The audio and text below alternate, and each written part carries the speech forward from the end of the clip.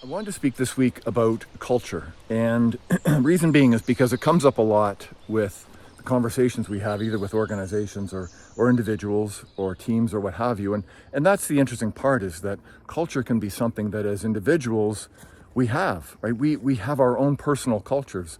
So if you're an individual who gets up in the morning, exercises, has a healthy diet, gets lots of sleep, meditates or journals, practices gratitude, spends time in nature, has a great friend group that they enjoy being with. One would argue that because of the habits that you value and practice, you would have a culture that is described with a high regard for health and well-being, right? So you have a healthy culture in terms of one that speaks to personal habits around health and wellness. The same is true of teams and organizations. Often when we describe an organization as having a crappy culture, it's sort of one of those things that we think, oh, we just got to work on the culture. Culture isn't something you work on, right? I know we've you've heard me say this before a few times, and some people don't like the expression, Robin included. We get the results we deserve. And I would argue the same is true of culture. We get the culture that we build based on the habits that we value and practice.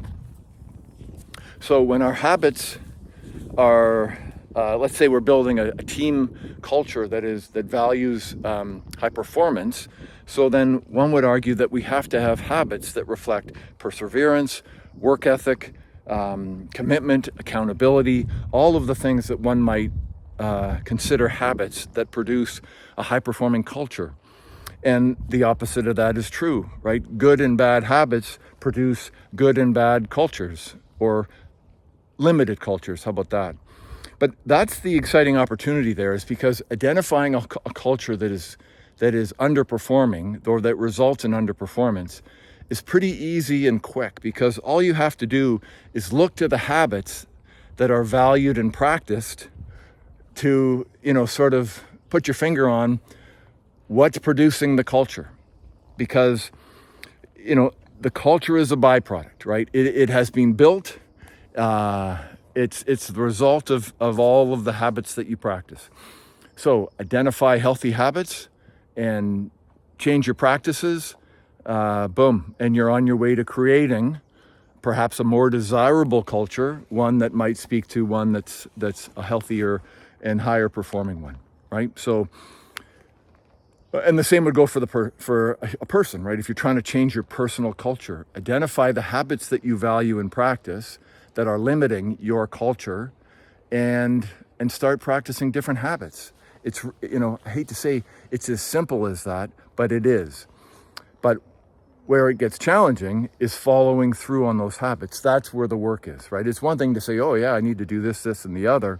It's another thing to follow through, to commit to it, to actually get up every day and change your habits.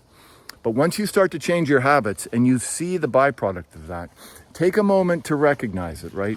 It's that, that old notion of celebrating the small wins. When you see the small wins, take a moment, pat yourself on the back, and just say, hey, I did that, right? I'm changing that. And that will help continue to build momentum. Okay, so something to consider. Certainly, on a weekend as we're out here running in the woods. Oakley, what kind of habits do you have, bud? Yeah, I won't tell anyone. Okay, have a great rest of your weekend, and we'll see you next week. Okay, bye everyone. Bye-bye.